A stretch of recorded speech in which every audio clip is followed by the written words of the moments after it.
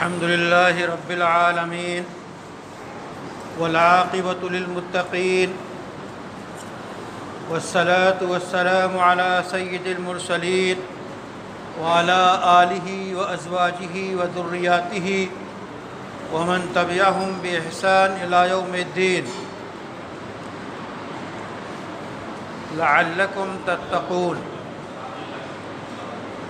حضرات گرامی، قرآن کا مہینہ رمضان رخصت ہوا چاہتا ہے۔ اس مہینے کی دو خصوصی عبادتیں، دن کے روزے اور رات قیام، تہجد، تراویح، نفل، توبہ، استغفار اور تلاوت میں گزاری گئی۔ حسب توفیق لوگوں نے بھرپور اہتمام کیا۔ یہ رونق عالمی رونق اور ہر ملک کی رونق عالمی رونق رہی اور رہتی ہے۔ اس وقت جو ضرورت ہے وہ اس بات کی ضرورت ہے کہ رمضان میں جو ہم سے کوتاہیاں ہوئیں، جو فروگزاشت ہوئی، اس سے ہم معافی مانگیں، توبہ کریں، اللہ کی طرف رجوع کریں، اور جو کچھ عبادتیں کی اللہ سے دعا کریں کہ اللہ تعالیٰ اسے قبول فرمائے۔ رمضان کی یہ عبادتیں انسانوں کے اندر وہ صلاحیت پیدا کرتی ہیں جس سے انسان 11 مہینے ہمیشہ اچھائی پہ جمے رہنے، برائی کے خلاف ڈٹے رہنے کی صلاحیت پیدا ہوتی ہے۔ اسی کا نام تقویٰ ہے۔ روزے اللہ کی رضا کے لیے ہیں، عبادتیں اللہ کی رضا کے لیے ہیں۔ اس کے جو فائدے انسانی زندگی میں پہنچتے ہیں، جسمانی نظام کے اور حفظان صحت کے حساب سے جسمانی نظام معتدل ہوتا ہے، بیماریوں سے پاک ہوتا ہے، اور انسانی روح کے اندر بالیدگی اور پاکیزگی آتی ہے، جو پرواز چاہتی ہے، اور اس کے اندر وہ بلندی اور وہ علو پیدا ہوتا ہے جس سے رحمان کی طرف بڑھنے اور رحمان سے تعلق لطیف مضبوط ہوتا ہے۔ اس کے لیے کلام الہی کا پڑھنا اور کلام الہی کا سمجھنا انتہائی مفید ہوتا ہے، اور یہ صلاحیت انسان کے اندر پیدا ہوتی ہے۔ اس صلاحیت کے پیدا ہونے کے بعد ہماری ذمہ داری ہے کہ ہم پورے طور پہ تیار رہیں کہ رمضان کے بعد ہماری زندگی ایمان، یقین، ثابت قدمی اور اچھائیوں پہ جمی رہے، ہماری مسجدیں بھری رہیں۔ ایسا نہیں ہے کہ آج جیسے جمعے میں بھری ہیں رمضان میں بھری رہیں اور یک لخت پھر مسجدیں خالی ہو جائیں۔ جو نمازیں رمضان میں فرض ہیں وہی نمازیں آپ کے رمضان کے بعد بھی فرض ہیں۔ اس واسطے فرض کی حیثیت سے وہی حیثیت ہے تو 11 مہینے بھی نمازوں کا اہتمام کرنے کی ٹھان لیں۔ اسی کے ساتھ آج جمعہ ہے، آج آخری جمعہ ہے۔ اس جمعے کو جمعۃ الوداع کہتے ہیں، الوداعی جمعہ کہتے ہیں۔ اس کی کیا حیثیت ہے؟ ظاہر ہے پچھلے جمعے کو آپ نے 2 رکعت فرض پڑھا، 2 ہی رکعت فرض آج بھی پڑھیں گے۔ اس لیے بحیثیت جمعے کے الوداعی جمعے کا کوئی الگ سے مطلب نہیں ہے۔ جو ہمارے درمیان شہرت ہے الوداعی جمعہ، وہ اس حیثیت سے کہ واقعی رمضان کا آخری جمعہ ہے، جس سے جو بن پڑے کر لے۔ جیسے کہ امتحان گاہ میں طالب علم بیٹھا ہوتا ہے اور 10-15 منٹ باقی رہ جائے، اس وقت وہ کس قدر پریشان ہوتا ہے اگر پڑھنے لکھنے والا ہے کہ کس طرح جلدی سے مضمون کو پورا کر لے اور پرچے کو لکھ لے۔ تو گویا یہ جمعہ جو آخری جا رہا ہے کتنی نعمتیں اور کتنی عبادتیں، کتنے استغفار، کتنے تسبیحات، کتنے صدقے ہو جائیں جلد سے جلد ہو جائیں، اس لحاظ سے لوگ اہمیت دیتے ہیں۔ ورنہ الوداعی جمعہ کوئی الگ سے کوئی جمعہ نہیں ہے، جیسے 4 جمعے گزرے ویسے یہ 5واں جمعہ ہے، چونکہ گزر رہا ہے اس واسطے اس کا احساس ہوتا ہے۔ اس کے بعد رمضان کے روزوں کے اندر جو کمیاں رہ گئی ہیں، ان کمیوں کے ازالے کا ایک طریقہ جو بتایا ہے، علامہ ابن قیم نے اس راز کی طرف اشارہ کیا ہے۔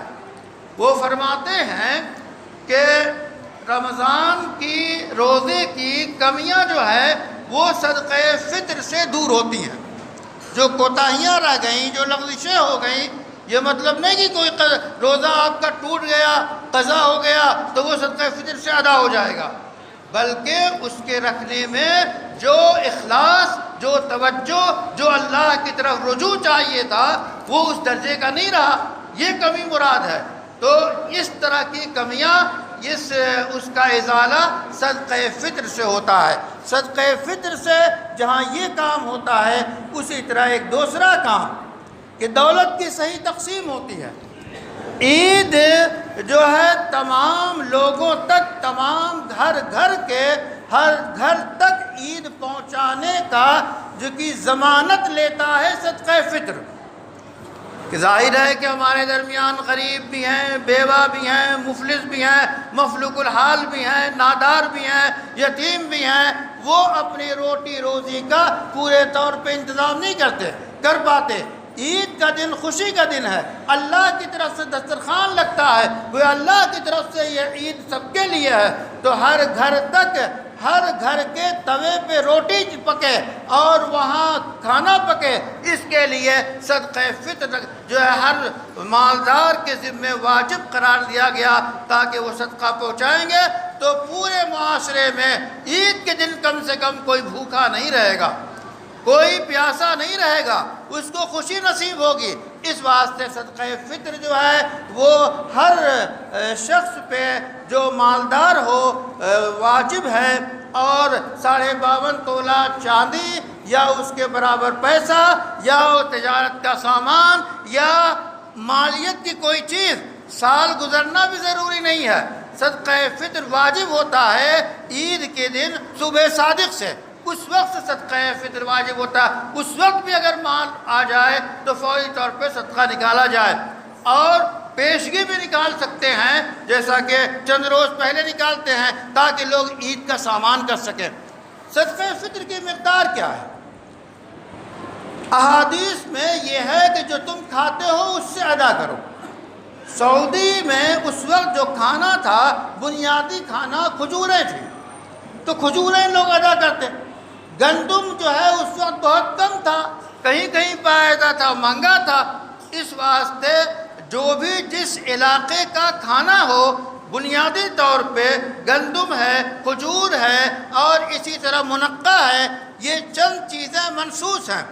اس کے علاوہ جو چیزیں کھائی جائیں، مثلا کہیں چاول کھایا جاتا ہے، کہیں باجرہ کھایا جاتا ہے، کہیں کچھ کھایا جاتا ہے، تو وہاں پہ گندم کی قیمت کے برابر جو ہے وہ صدقہ فطر نکالیں گے۔ یہاں جو قیمت رکھی گئی ہے، آپ آویزہ دیکھ رہے ہیں کہ 40 روپے فی کس، تو ایک آدمی اپنی طرف سے اور اپنے نابالغ بچوں کی طرف سے اور جس کا خرچ اس کے ذمہ ہے اس کی طرف سے صدقہ فطر نکالنا ضروری ہے۔ صدقہ فطر کے اندر آپ نے یہ محسوس کیا کہ یہ ہے تاکہ غریبوں کی عید ہو سکے، اس لیے 40 روپیہ جو مقدار رکھی گئی ہے، ایک گھر سے 5 آدمیوں کو نکلا، 10 آدمیوں کو نکلا، تو ایک غریب کے ہاتھ 200، 400، 500 روپے پہنچتے ہیں، تو کیا اس کے گھر کی عید ہو سکے گی؟ یہ خود آپ فیصلہ کریں۔ اسی واسطے آپ کے کھجور کے ذریعے اگر صدقہ آپ نکالیں تو اس وقت 900 روپے، 1100 روپے صدقۃ الفطر کی مقدار بنتی ہے۔ اشارہ میں یہ کہنا چاہتا ہوں کہ صدقہ فطر نکالتے وقت یہ ملحوظ رکھیں کہ غریبوں کی ضرورت پوری ہو جائے، اس کے گھر عید ہو جائے، اس فلسفے کو سمجھتے ہوئے جو واجب ہے اسے ادا کریں اور اس بات کو مد نظر رکھیں۔ اس کے بعد جو آخری بات آج کی ہے وہ یہ ہے کہ آج 29 رمضان ہے، امکانات ہیں کہ چاند ہوگا۔ رسول اللہ صلی اللہ علیہ وسلم کا اس کے بارے میں حکم ہے، امام بخاری نے روایت کیا ہے کہ لا تصوموا حتی تروا ولا تفطروا حتی تروا، کہ روزہ چاند دیکھے بغیر نہ رکھو، عید چاند دیکھے بغیر نہ کرو۔ دیکھنے کا مراد ہم اپنی آنکھوں سے چاند کو دیکھیں، چاند دیکھ لیا مسئلہ تمام ہو گیا۔ لیکن اگر چاند ابر آلود ہو اور مطلع صاف نہ ہو تو پھر اگر ایک آدمی چاند دیکھ لیتا ہے تو رمضان کی شہادت کافی ہو جاتی ہے۔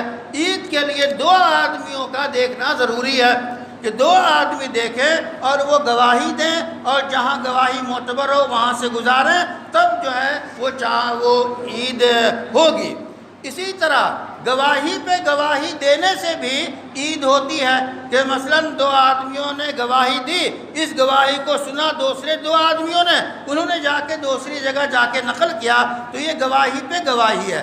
تیسرا طریقہ یہ ہے کہ کسی کمیٹی نے فیصلہ کیا، قضا یعنی اس فیصلہ کرنے کے بعد اس فیصلے کی خبر تیسری جگہ پہنچائی گئی، تو یہ 3 طریقے ہیں۔ چاند کے دیکھنے کے سلسلے میں جو ماہرین فلکیات کا جو کردار ہے ان کے یہاں طے شدہ حساب ہے۔